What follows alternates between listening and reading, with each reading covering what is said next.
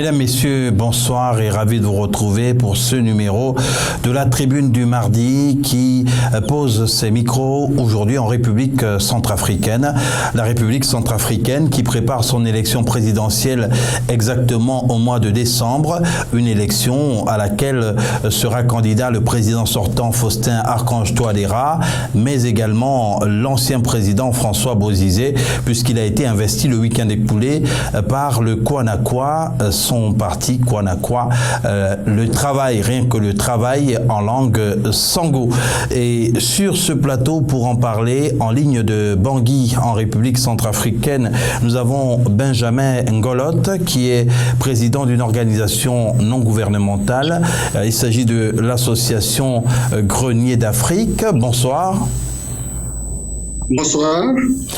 Et Lagrange Simenou Agnankbe, directeur général du cabinet Leach Council et spécialiste des questions internationales.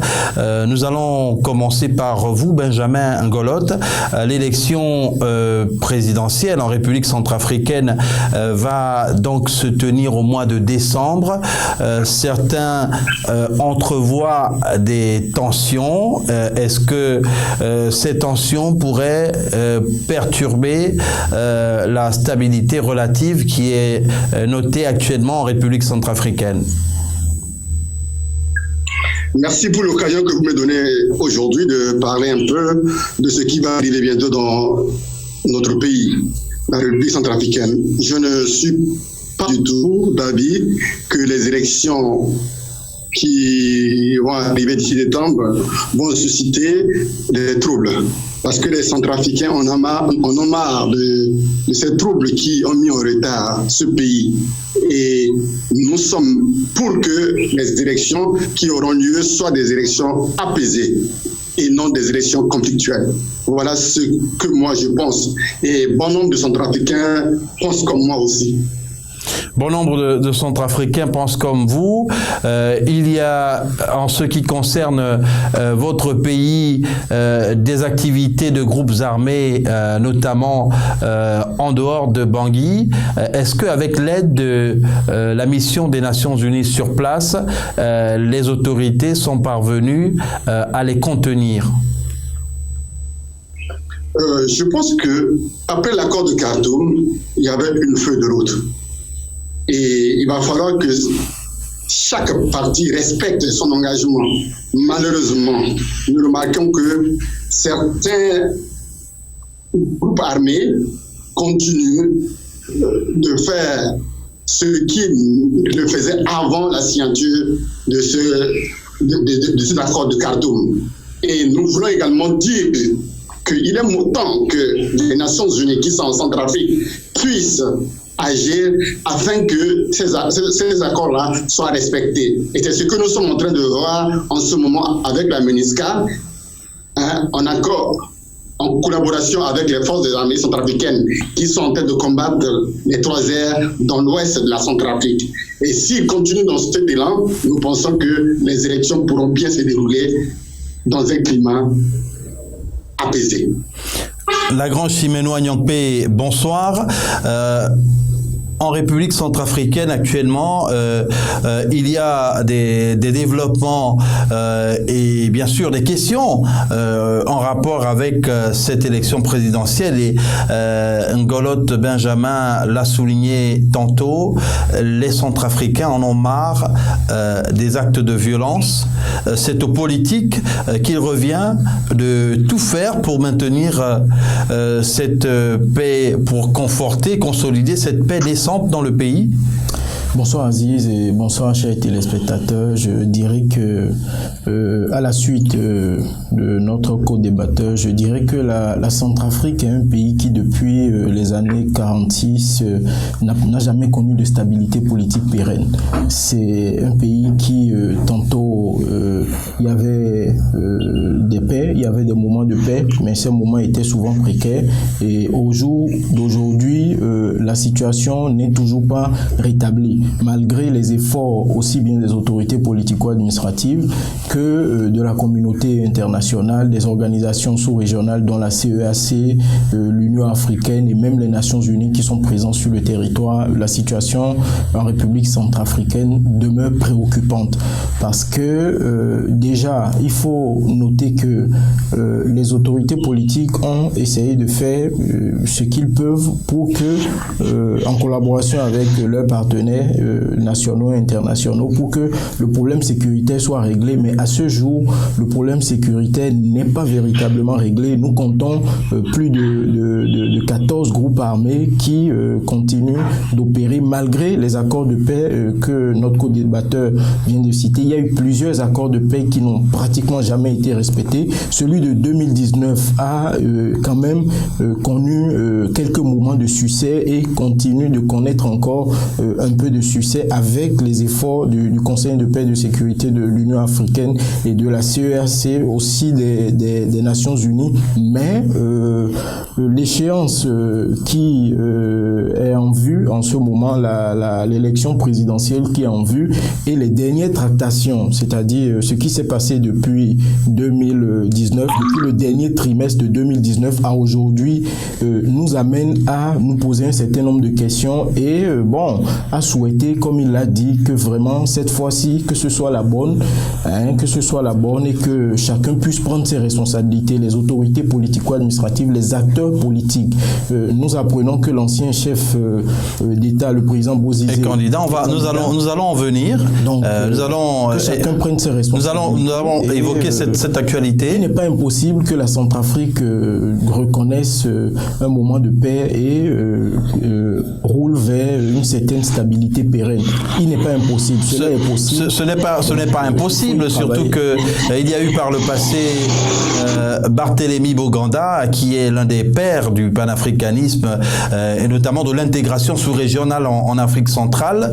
Ce mérite-là lui est reconnu. On précise que le thème de cette émission est consolider la paix en République centrafricaine. Nous avons pris contact avec un des cadres du Kwanakwa, le parti de François Bozizé, qui était d'ailleurs disposé à prendre part à cette émission, mais qui pour des raisons de calendrier n'a finalement pas été disponible à date.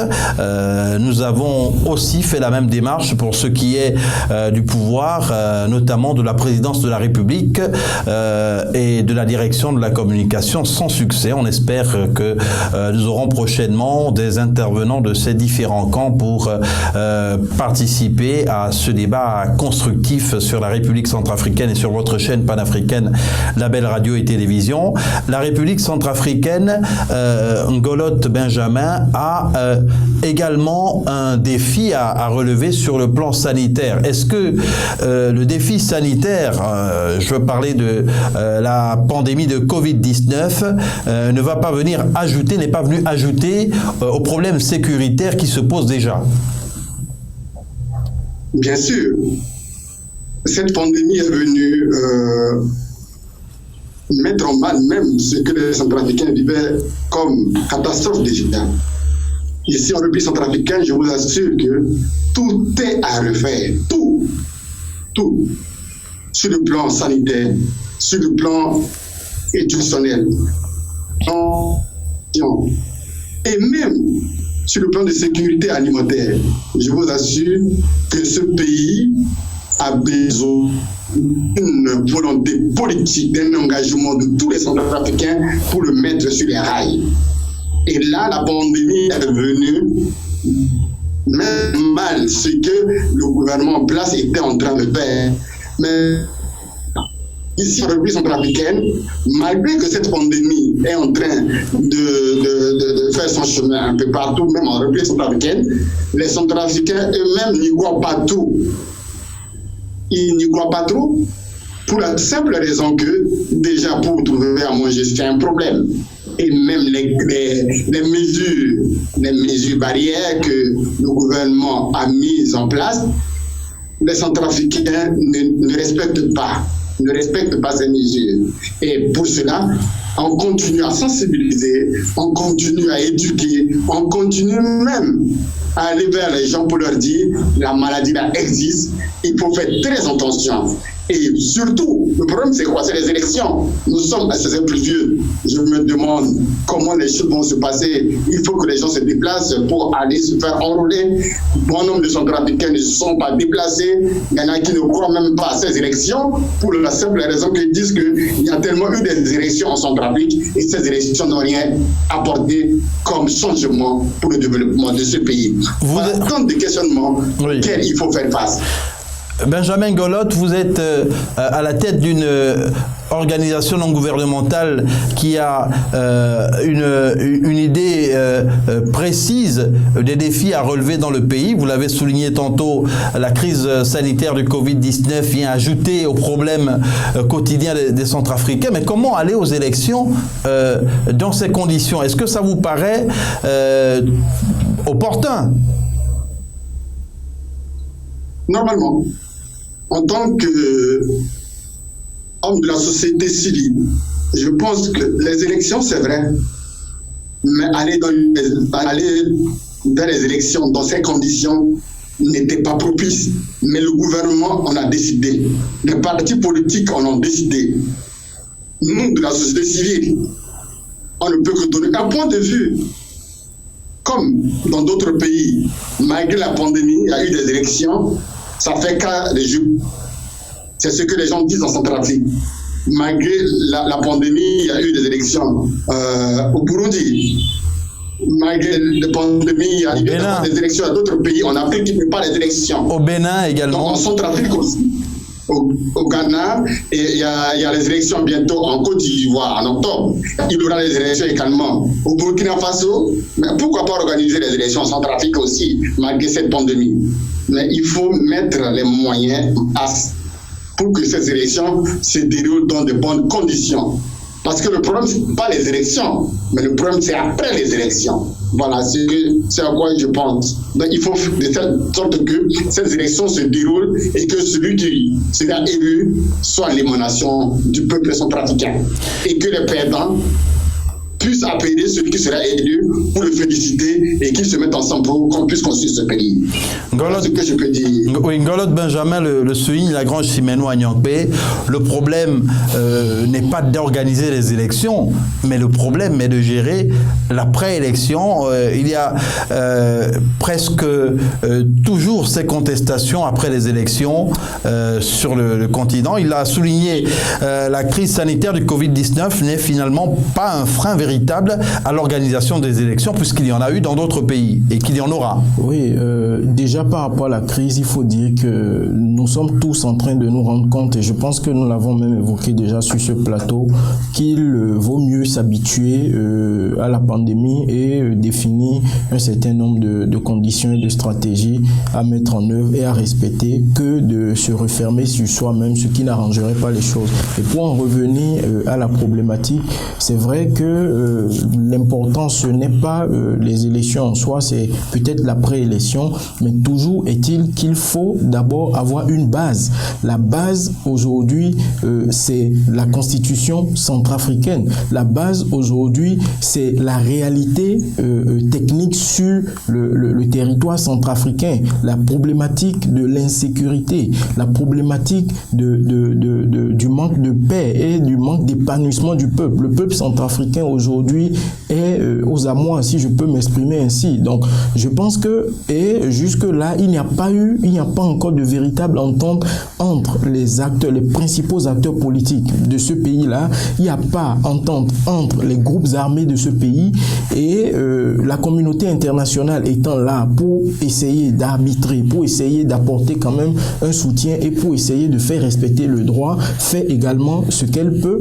Donc, il serait délicat et dangereux de dire qu'il ne faut pas organiser les élections. Ce serait en ajouter aux problèmes déjà existants. Ce serait en ajouter à ces problèmes-là. Et comme je le disais tantôt, nous avons vu les développements depuis le dernier trimestre 2019 à aujourd'hui, où la cour spéciale qui a été créée en 2015, qui a commencé à travailler en 2018, a commencé par mener un certain nombre d'arrestations, après certainement des investigations parmi les groupes rebelles. Nous avons vu l'arrivée du président, de l'ancien président Bozizé, qui était quand même empêché apparemment par...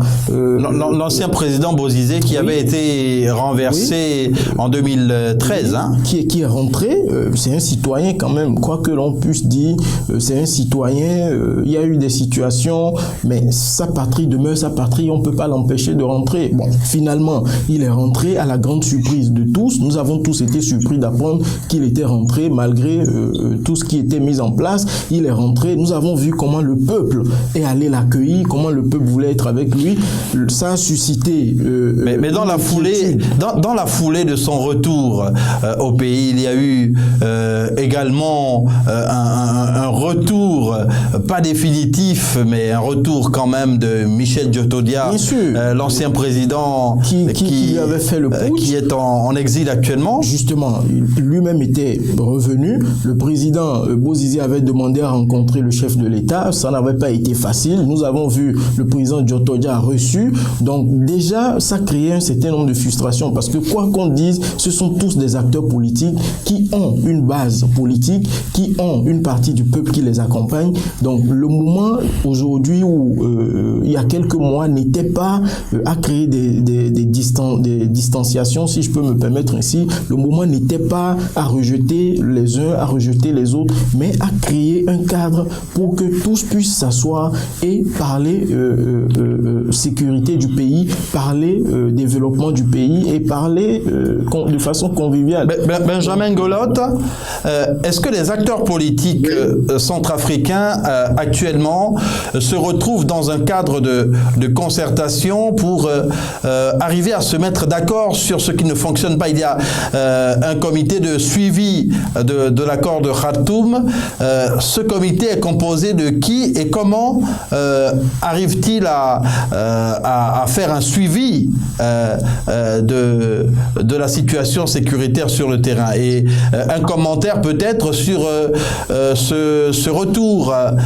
Nous en parlions tantôt de Michel Djotodia, l'ancien président, qui avait été reçu par le président dans la foulée du retour en Centrafrique également de François Bozizé, aujourd'hui candidat à l'élection présidentielle. Vous savez, les Centrafricains sont libres de rentrer dans leur pays. Et c'est ce qui s'est passé. Le président Bozizé étant rentré, le président Djotodia étant rentré, d'autres Centrafricains, même réfugiés dans les pays voisins, sont en train de rentrer au pays. C'est ici qu'on doit construire le pays. Ce n'est pas en restant seulement à l'extérieur. Même si de l'extérieur on peut intervenir le pays, mais le pays a plus besoin de ses fils et filles pour son relèvement. Le président Touadéra a dit qu'il tend la main à ses frères pour qu'ensemble ils puissent parler pour construire le pays et voir comment sortir de cette crise définitivement. Malheureusement, nous n'avons pas encore vu tous les acteurs politiques centrafricains réunis autour d'une table pour débattre de ces questions. Donc, je suis convaincu d'un moment à l'autre, un cadre sera destiné pour que tous les acteurs politiques se retrouvent et qu'ils parlent d'une seule voix, c'est-à-dire organiser une élection paisible et transparente. Alors, pour que, au lendemain de ces élections, qu'il n'y ait pas de troubles post-électorales. Voilà ce que je pense. Et pour cela, il va falloir que l'autorité en place puisse initier cette rencontre avec les partis politiques pour qu'ils puissent non seulement mettre sur pied un cadre avec également la société civile, un cadre qui permettra à chacun de respecter ses engagements pris devant la nation, mais également devant la communauté internationale, pour que les élections, pendant les élections, qu'il n'y ait pas de dérapage, qu'il n'y ait pas de troubles, et même après les élections. Il faut éviter les troubles, réveiller les vieux démons comme on a coutume d'entendre. Mais nous vous proposons de suivre, avant de poursuivre cette émission, le sujet consacré par notre rédaction à l'investiture de François Bozizé par le Kwanakwa. François Bozizé, l'ex-président centrafricain évincé du pouvoir par les rebelles en 2013, a annoncé ce samedi sa candidature à l'élection présidentielle de décembre 2020 devant les militants de son parti réunis à Bangui. Une rencontre qui s'est inscrite dans le cadre du deuxième congrès du parti KNK, le Kwanakwa, qui signifie le travail et rien que le travail. Revenu mi-décembre 2019 de son exil, qui aura duré 6 ans, François Bozizé a annoncé sa candidature à l'élection présidentielle centrafricaine. Le Congrès vient de me désigner candidat du Kwanakwa à la prochaine élection présidentielle. J'accepte solennellement la mission que vous me confiez, a-t-il déclaré lors d'un discours prononcé devant ses partisans. Arrivé au pouvoir par la force en 2003, le magistère de ce général d'armée a duré 10 ans, puisqu'il a été renversé par la Seleka, une coalition de mouvements rebelles, en 2013. Ce coup d'État qui a entraîné une guerre civile marquée par de violents affrontements communautaires entre la Seleka et les milices anti-Balaka, intervenues pour soutenir le président évincé. Toutefois, François Bozizé ne jouit toujours pas du blanc-seing des Nations Unies qu'il avait sanctionné pour son rôle dans la crise de 2013, au cours de laquelle il serait accusé d'avoir soutenu des milices anti-Balaka. La Centrafrique est dirigée depuis 2016 par Félix Archange Touadéra, éventuel candidat à sa réélection. Ces élections prévues pour décembre prochain sont considérées comme potentiellement explosives, sachant que les 2/3 du pays sont toujours contrôlés par des groupes armés, malgré un accord de paix signé en février 2019 à Khartoum entre le gouvernement et 14 milices. François Bozizé s'est présenté comme le candidat de la réconciliation nationale et de l'unité, invitant au rassemblement d'autres partis soutenant sa candidature. La candidature de François Bozizé, Benjamin Golotte, a été, selon de nombreuses sources, bien accueillie par ses partisans à Bangui. Est-ce que cette candidature à l'élection présidentielle de décembre prochain, vous pensez, va contribuer à apaiser les esprits en République centrafricaine? Mais François Bozizé fut l'ancien président de la République centrafricaine. Il est aussi président d'un parti politique. Son parti politique l'a investi pour les prochaines échéances électorales. Les élections, c'est un jeu pour ma part. Et dans un jeu, il y a toujours un gagnant et un perdant. Et je pense que c'est ce qui doit guider nos acteurs politiques centrafricains. Pour ne pas que lorsqu'on se présente comme étant candidat aux élections présidentielles, on se dit qu'on doit gagner. Mais Benjamin Golotte, Benjamin Golotte, l'élection présidentielle, comme toutes les élections, est organisée sur la base, dans les pays démocratiques, d'un système électoral bien élaboré, pour que les contestations ne surviennent pas juste après l'élection. Est-ce que les conditions sont réunies pour que le véritable vainqueur de l'élection soit déclaré vainqueur? Vous parlez de quelles conditions? La transparence électorale. Il n'y a jamais eu des conditions. La transparence électorale. Il n'y a que des hommes. Je peux vous dire que les élections sont organisées par des hommes. Et il n'y a que des hommes qui peuvent truquer les élections. Et je pense qu'ici, le cas de la Centrafrique, nous sommes habitués à organiser des élections ici. Ce n'est pas la première fois qu'on organise des élections. Donc, il appartient à chaque parti politique ou à chaque candidat de mettre en place des mécanismes pour contrer des éventuelles fraudes. Si fraude y a, pour ma part, en ce moment, l'ANE est en train de faire l'enrôlement des Centrafricains. Et après cela, les listes électorales seront affichées. C'est pour cette raison que tous les Centrafricains qui sont à l'âge de voter doivent s'enrôler pour aller voter. malheureusement, certaines personnes ne le font pas. Et certains partis politiques, tous ceux qui viennent, c'est les mêmes personnes qui sont dans les partis politiques, par-ci, par-là, les militants que vous voyez. Lorsqu'on organise des meetings, les gens vont parce qu'on leur donne de l'argent, les gens y vont parce qu'on leur donne des t-shirts, les gens y vont parce qu'ils trouvent à boire ou à manger. Donc, ils sont par-ci, par-là, et nulle part. Donc, du coup, les candidats, en voyant des foules derrière eux, pensent que ces foules-là sont là pour les voter. Mais c'est les urnes qui décident. Il n'y a que les urnes. Et lorsque les conditions sont réunies pour que les élections se passent au vu et au su de tout le monde, le dépouillement également se fait devant les représentants des partis politiques et de la société civile, les procès-verbaux signés, soit ces procès-verbaux-là qui sont acheminés au niveau de l'ANE centrale, je pense que contestation ne devait pas avoir lieu. Et donc, c'est pour cette raison. Et donc, l'organe qui est chargé de gérer, d'organiser les élections en République centrafricaine est composite. Il n'y a pas de dissension sur la composition de cette ANE dont vous avez parlé? Il y a une dissension parce qu'il y a une nouvelle loi qui vient d'être votée par l'Assemblée qu'il faut recompositionner cette ANE. Et la recomposition n'a pas encore eu lieu. Donc, je pense que cette recomposition permettra de nous aider à avoir une structure crédible, de pouvoir conduire les Centrafricains vers une élection libre, transparente et apaisée. Avoir une structure crédible à disposition à la Grange Siméno à Nyangpé pour organiser les élections, c'est un problème qui n'est pas propre qu'à la République centrafricaine. On retrouve les mêmes dissensions dans d'autres pays en Afrique centrale et également en Afrique de l'Ouest. Mais pour le cas de la République centrafricaine, ça vient ajouter à ce qu'il y a comme difficulté déjà par rapport à la confection de la liste électorale. Permettez-moi déjà d'abord de saluer les efforts qui sont en train d'être faits par les autorités politico-administratives de cette nation et par les autorités des pays frontaliers de cette nation-là, ainsi que les organisations telles la CEAC, l'Union africaine, pour pouvoir véritablement aider ce pays-là.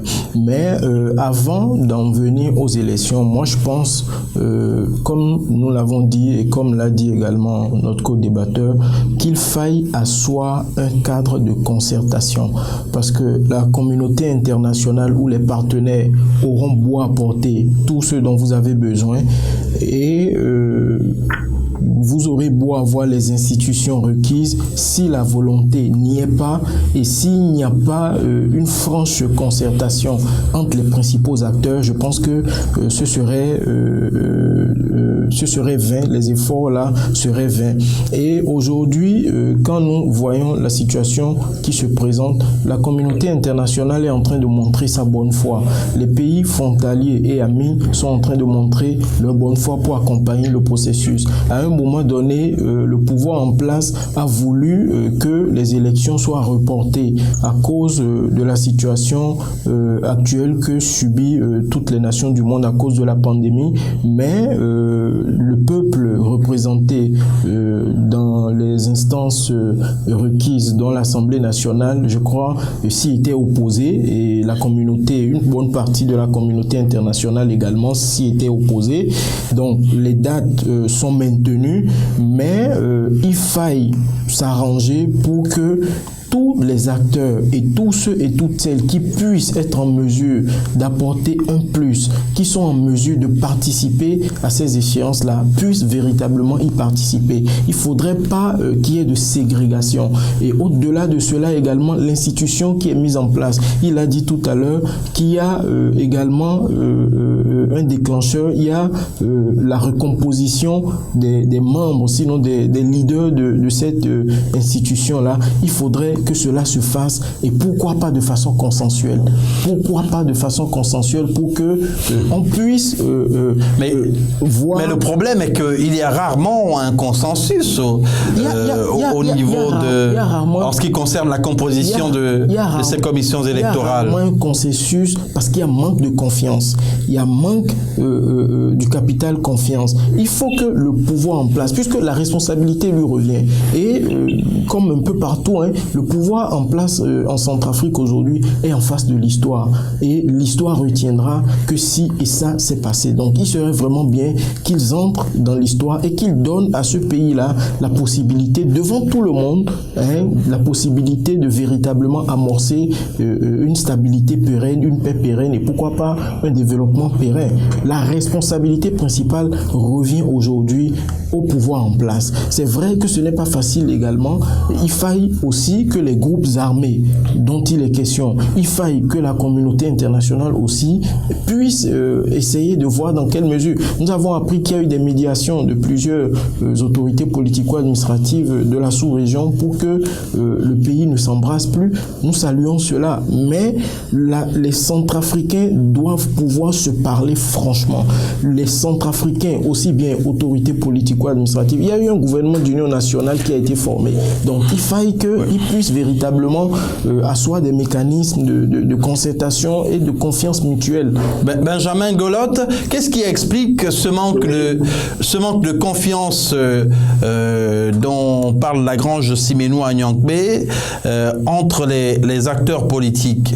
Et comment les populations appréhendent-elles cette échéance électorale qui approche? Est-ce que vous sentez que les populations sont impliquées quand on sait que dans l'arrière-pays, il y a certains groupes armés, certaines milices qui justement perturbent la vie paisible des citoyens? Si on devait véritablement respecter la Constitution, je vous le dis, la Centrafrique n'est pas un pays unifié pour organiser les élections. Parce qu'il y a certaines parties du pays qui sont encore entre les mains des groupes armés. Il y a certaines parties de la population qui ne sont pas encore enrôlées parce qu'il n'y a pas possibilité d'aller vers elles pour les faire enrôler afin qu'eux, ils exercent leurs droits civiques. Mais ici à Bangui, où je me trouve, j'ai parcouru certains quartiers, certains arrondissements pour essayer de voir comment les choses se passaient. Mais il n'y a pas eu assez d'engouement dans les centres d'enrôlement. On était obligé de sensibiliser une bonne partie de la population. Même ceux qui sont instruits, les intellectuels, ils se disent non mais je vais aller faire quoi là-bas? Parce que ici, lorsqu'on organise des élections, on sait déjà qui va gagner. Il n'y a pas de transparence. Donc ta voix que tu vas exprimer n'est pas celle qui sera respectée. Donc là, c'est ce que une partie de la population lambda la dit ici à Bangui. Mais pour nous autres, on se dit qu'il faut organiser ces élections. Il faut encourager les gens à aller s'enrôler, se faire enrôler pour aller exprimer leur voix. Mais également, il faut que la population centrafricaine comprenne que le problème de ce pays, ce n'est pas les élections.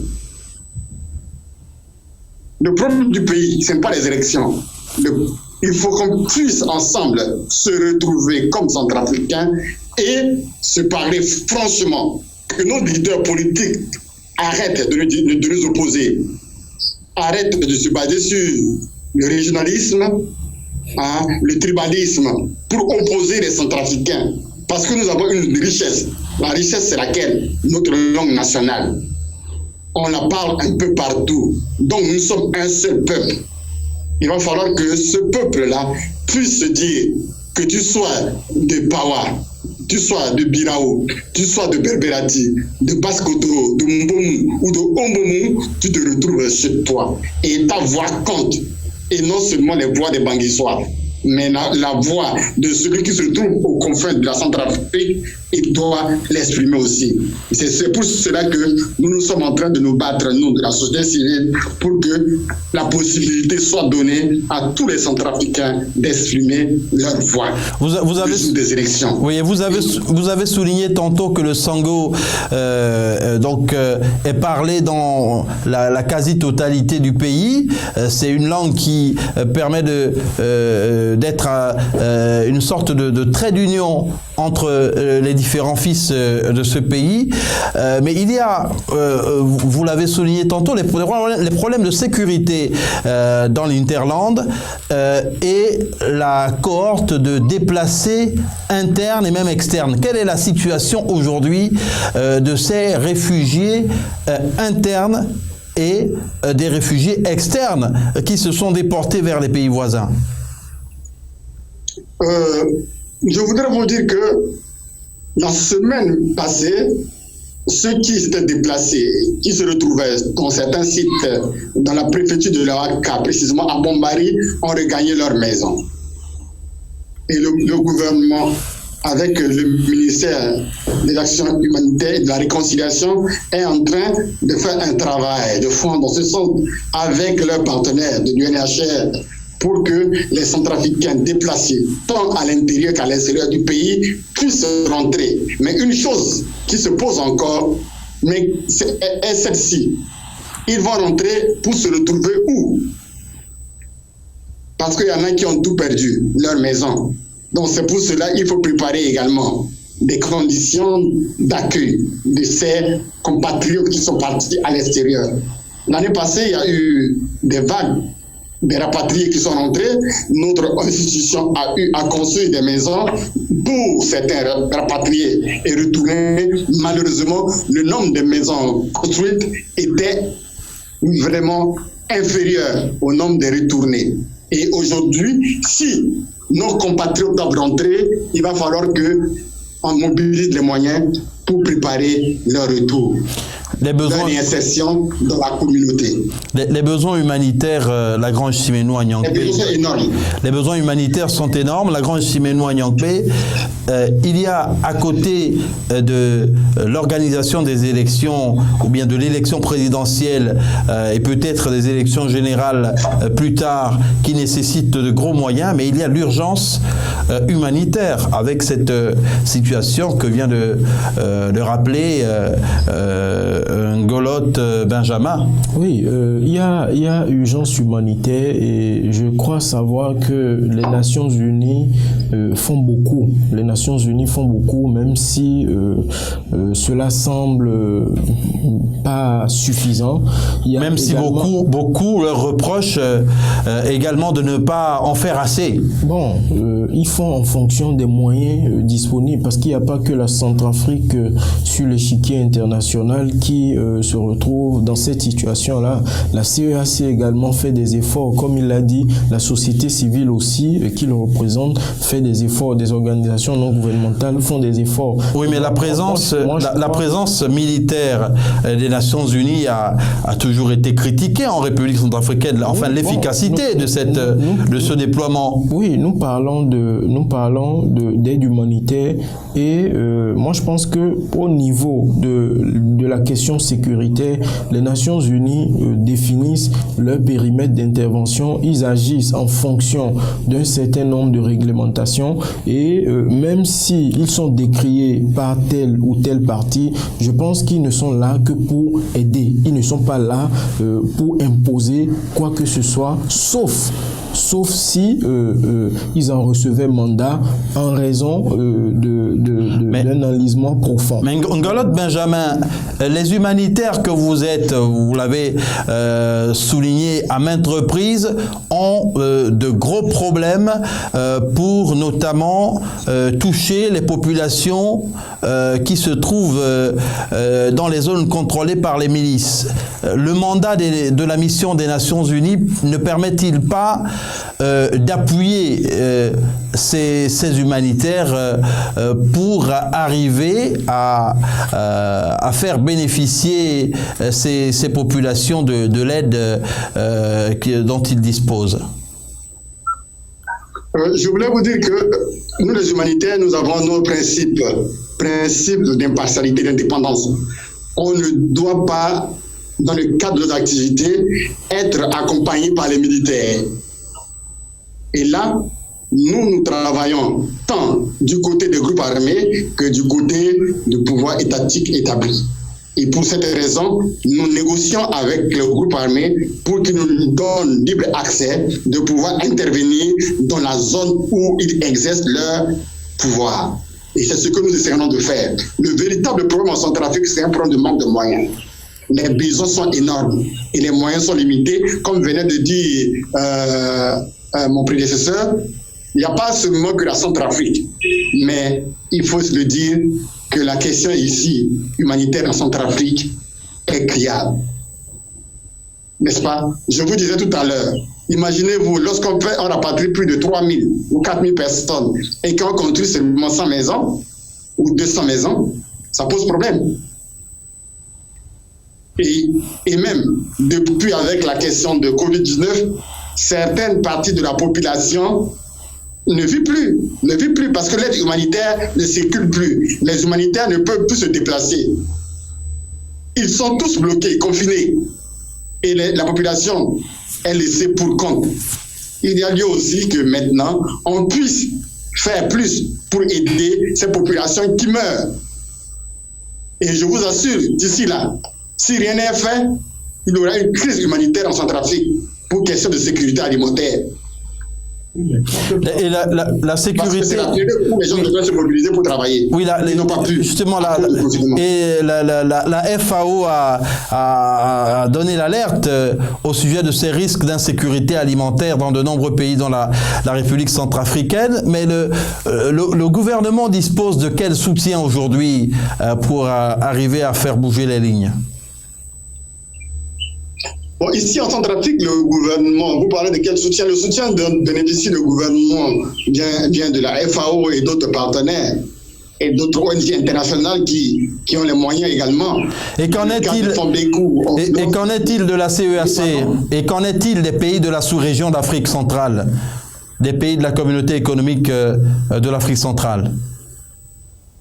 Bon, les pays de la communauté économique de l'Afrique centrale, ici, le pays est provenant de la RDC et également du Tchad et du Cameroun.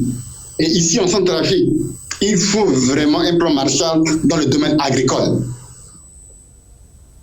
Il faut un plan Marshall dans le domaine agricole. Lagrange Siménou Agnankpe, vous souhaitez réagir par rapport à cela, mais est-ce que la communauté économique des États de l'Afrique centrale en fait suffisamment pour aider la Centrafrique? Je ne pourrais pas dire qu'ils ne font pas suffisamment. Je pense qu'ils essaient de faire ce qu'ils peuvent, mais il ne peut pas avoir de sécurité alimentaire s'il n'y a déjà pas une sécurité des personnes. Parce que lorsque nous parlons d'investissement dans le domaine agricole, mais imaginez que vous investissez et que les rebelles viennent saccager les investissements. Mais quel aurait été le prix de cet investissement? Mais Ngolot Benjamin, mais les rebelles ou bien les milices armées, elles aussi ont besoin de se nourrir pour survivre, hein? Elle tire également profit de cette aide humanitaire. Effectivement, ils ont besoin de l'aide humanitaire. Malheureusement, le problème c'est quoi? Lorsque certains convois humanitaires arrivent, ils viennent s'accaparer de tout et les vrais bénéficiaires n'ont pas accès à ces vivres. Justement. Donc... La population vulnérable, celle qui ne peut pas se déplacer au-delà de 3, 4, 5, 10 km pour faire ses activités, qui se trouve sur un site qui ne dépend que de l'aide apportée par PAM. Mais si, par exemple, les groupes armés viennent piller tout, mais ces populations meurent. Ouais. C'est pourquoi ici également, il y a la crise humanitaire, il y a la malnutrition au sein des enfants. Et la mission des Nations Unies, concrètement, apporte quel soutien aujourd'hui au gouvernement de Centrafrique? Bon. Là, la question que vous venez de poser, c'était mieux de poser ça à un membre du gouvernement. Pour nous, populations, nous voulons que la mission des Nations Unies qui avait pour mandat de protéger la population civile puisse appliquer ce mandat. Donc toute sa composante. Les ONG considèrent comme depuis plusieurs années que sur ce plan-là, la mission de l'ONU a failli. Oui, la mission ne fait pas assez. La mission ne fait pas assez. Comme bien même qu'il y a des avancées, mais nous voulons qu'elle puisse appliquer son mandat dans toute sa globalité, protéger la population. Il ne suffit pas seulement de venir faire un rayon autour des camps pour protéger ceux qui sont à l'intérieur du camp, alors que la libre circulation doit exister, la population doit aller faire cultiver son champ, faire son petit commerce, mais quand ils sont confinés dans un camp, ils ne peuvent pas vivre. D'où il faut les assister. Mais on va les assister pendant combien de temps? La mission, et la mission de l'ONU, la Grande Chimène Wanyangpe, est critiquée depuis plusieurs années. C'est pareil en République démocratique du Congo. Ces critiques-là ne peuvent pas toutes être vaines. Oui, les critiques ne peuvent pas être vaines, mais il l'a dit également, ces missions-là apportent quelque chose. Il l'a dit, ils apportent quelque chose. Mais elles ne vont pas toujours au bout de leur mandat. C'est suffisant. Ils ne vont pas au bout de leur mandat, certainement en fonction des réalités du terrain. Nous ne sommes pas sur le terrain. Et c'est pour cette raison, moi je disais tout à l'heure, et je ne cesserai de le dire, il appartient aux autochtones et particulièrement aux principaux leaders politiques de pouvoir faire les sacrifices requis. Oui, mais la Grande Chimène Wanyangpe, si on considère que l'ONU est le gouvernement mondial, la République centrafricaine fait partie des Nations Unies. Non. Lorsqu'un déploiement est fait d'une force de maintien de la paix et donc engagée sur le terrain, il faut bien que cette mission aille au bout de son mandat. Il faut que cette mission aille au bout de son mandat, mais elle ne peut pas non plus. Je ne sais pas ce que vous mettez dans mandat, mais toujours est-il que cette mission. Mais c'est bien défini. Cette mission, la mission des Nations, que ce soit la mission des Nations Unies ou que ce soit une mission de la CEAC ou de l'Union africaine, ces missions viennent avec un mandat bien défini et ne peuvent pas outrepasser les termes de ce mandat-là, de cet ordre de mission-là qu'ils ont. Ngolotte Benjamin. Donc, une chose. Oui, Ngolotte Benjamin, en République centrafricaine, quelle est la mission qui est assignée aux Nations Unies, notamment à la force des Nations Unies? Assurer la protection de la population civile. Et dans quelles conditions? Voilà. C'est pour cette raison que je voulais que vous posiez la question là à mon prédécesseur pour qu'il nous dise c'est quoi assurer la protection de la population civile. Quel est le contenu de cette protection? Il va répondre à votre question. Enfin, il va répondre à la question.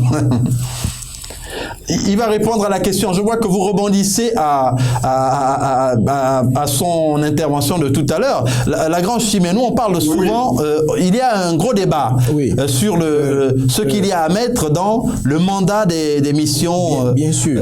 Vous savez, des missions de l'ONU. Vous savez, moi, comme je le disais tout à l'heure, les partenaires, les Nations Unies, moi je les considère comme des partenaires. Les partenaires ne viendront pas pour faire une quelconque magie. Le principal sacrifice, sinon le plus gros sacrifice, revient aux autochtones à eux-mêmes. Et tant qu'ils n'accepteront pas de faire les sacrifices requis, la mission des Nations Unies ou la mission de la CEAC ou la mission de l'Union africaine sera là, mais il n'y aura aucun résultat sur le terrain. Et celui qui perd, c'est le peuple. Ceux qui perdent, c'est la population civile qui manque de moyens et qui ne peut pas s'affirmer, qui n'a pas d'armes, qui n'a rien, qui ne peut pas s'affirmer. Dans le cas d'espèce, quand notre co-débatteur souhaiterait savoir quelle est cette mission-là qu'a les Nations Unies, il a répondu lui-même à cette question. Les Nations Unies viennent pour assurer la sécurité des populations. Mais le problème est que le débat à chaque fois se fait autour de la question. Et en fonction des pays, on revient aux mêmes interrogations. Quel est finalement le mandat des missions de maintien de la paix des Nations Unies? Le mandat des missions de paix, que ce soit des Nations Unies ou que ce soit d'autres organisations internationales, à mon humble avis, revient à assurer la sécurité et à gérer une certaine médiation pour que les belligérants puissent parvenir à un accord de paix qui puisse permettre une certaine stabilité pérenne au pays. Mais leur rôle est de protéger les populations. Leur rôle est de protéger les populations. Mais si les belligérants ne le leur permettent pas. Tout à l'heure, nous avons vu ce documentaire qui parlait également du retour du président Bozizé. Mais quoi que l'on dise, le président Bozizé, qui est, comme il l'a dit, responsable d'un parti politique, nous avons tous appris sur les médias, sur les réseaux sociaux, qu'il y avait même eu une décision du gouvernement qui interdisait aux compagnies aériennes de l'embarquer pour le faire venir à Bangui. Voilà, non. Est-ce que cette information a été officiellement confirmée en République centrafricaine, s'il vous plaît, Ngolo Benjamin? Du côté également des groupes armés. Je n'ai pas connaissance de cette information. Du côté des groupes armés, j'ai bien dit que nous avons vu sur... C'est une information relayée sur les réseaux sociaux, mais on les prend avec les pincettes. Nous les prenons avec des pincettes. L'autre chose, nous avons vu également sur les réseaux sociaux, et des chaînes de télévision l'ont également montré, où il y a eu des tentatives d'arrestation de ce monsieur, alors qu'une population est allée vers elle. Nous avons entendu la CEAC, le représentant de la CEAC, dit publiquement qu'il est allé vers l'intéressé pour avoir un entretien. Et l'intéressé n'a fait que dire qu'il n'était revenu que pour participer au processus de paix. Alors, au niveau des groupes armés, je vais finir. Au niveau des groupes armés aussi, nous nous rendons compte que ces groupes armés, en leur sein, ne s'entendent pas. Ils sont nombreux. Donc, si les groupes armés, le pouvoir en place et les opposants n'arrivent pas à définir un canevas requis, qu'est-ce qu'un partenaire pourra venir faire concrètement? Il ne pourra faire que moins. Même s'il vient avec les plus gros moyens, il ne pourra pas faire grand chose. Parce qu'il n'est pas venu pour s'imposer ni aux belligérants, ni aux populations. Benjamin, voilà un peu ce que moi je peux répondre.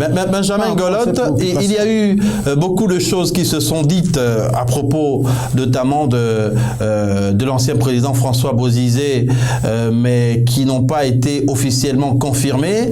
Qu'en est-il de cette tentative d'arrestation dont venait de parler la grande Chimènou Agnankpe? Bon, c'est simplement pour revenir à ce dont nous parlions tantôt, notamment la nécessaire cohésion entre les acteurs politiques majeurs du pays. Vous savez, ici, les réseaux sociaux, tout peut se dire sur les réseaux sociaux. Je suis à Bangui, je me déplace dans tous les quartiers, dans tous les arrondissements. Vous savez, un État a les moyens pour mettre la main sur qui il veut, quand il veut, si vraiment c'est la loi qui donne la possibilité, par exemple, à la justice de poser un acte. En ce qui concerne le président Bozizé, c'est un citoyen comme tout autre. Je ne pense pas qu'il y a eu l'intention d'aller chercher à arrêter le président Bozizé. Je ne suis pas au courant de ces choses et donc je n'ai pas de commentaires à y apporter. Pour ma part, arrêter le président Bozizé pour faire quoi? Alors qu'il y a plusieurs défis à relever.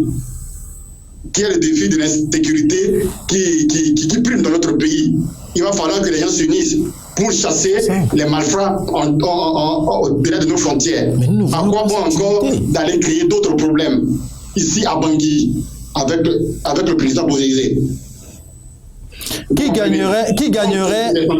gagnerait à réinstaller l'instabilité en République centrafricaine de votre point de vue? Est-ce que finalement ce ne sont pas les intérêts divergents qui viennent un peu menacer la paix dans le pays, notamment dans les régions diamantifères? Je ne pense pas que les Centrafricains gagneraient à faire sombrer ce pays encore dans un chaos. Je ne pense pas. Aucun Centrafricain n'est prêt à accepter cela. Même ceux de l'opposition et ceux de pouvoir en place. Nous voulons tous avoir un pays réunifié et paisible. Mais il faut faire des sacrifices. S'il y a des gens qui tirent encore les ficelles ou qui jettent encore de l'huile sur le feu, il n'y a que les mains invisibles qu'on ne voit pas, ceux qui ont des intérêts mesquins en Centrafrique, ceux qui ne veulent pas que les Centrafricains profitent de leur richesse. Peut-être ce sont ceux-là. Mais les Centrafricains que je connais, en tout cas, en ont marre. Trop, c'est trop. Donc, François Ngolotte, on retient que la République centrafricaine, que les Centrafricains en ont marre, et bien sûr que en tant que médium panafricain, eh bien la belle radio et télévision accompagne la République centrafricaine pour construire et consolider la paix sans laquelle aucun développement n'est possible. Nous sommes arrivés au terme de cette émission. Nous allons permettre à la grande Jocelyne Menou-Agnakpe de conclure en 30 secondes. Ok, merci Aziz. Moi, je voudrais encore dire que l'Afrique a la croisée des chemins. L'Afrique est en face aujourd'hui de son destin et il va falloir que nous fassions tous autant que nous sommes les sacrifices qu'il faut. Que les leaders politiques, les autorités politico-administratives, les opposants, les belligérants, les groupes armés, que chacun puisse aujourd'hui comprendre qu'il faille que les populations, les civils qui n'ont rien, qui n'ont pratiquement personne pour les défendre et qui sont obligés de fuir tout le temps, les jeunes qui sont obligés d'aller dans la Méditerranée, franchement que nous puissions faire les sacrifices requis entre nous. Aucun partenaire ne nous apportera la paix sur un plateau. Ce sera à nous-mêmes de faire les sacrifices requis et de pouvoir donner à nos populations et au continent africain la possibilité de rayonner. Il faut absolument faire les sacrifices requis pour y arriver, même si certains partenaires tirent parfois les ficelles dans le dos pour attiser les dissensions et profiter des richesses. En tout cas, la République centrafricaine est sur le point d'organiser une élection présidentielle et nous espérons de tous nos voeux qu'elle se déroule dans d'excellentes conditions.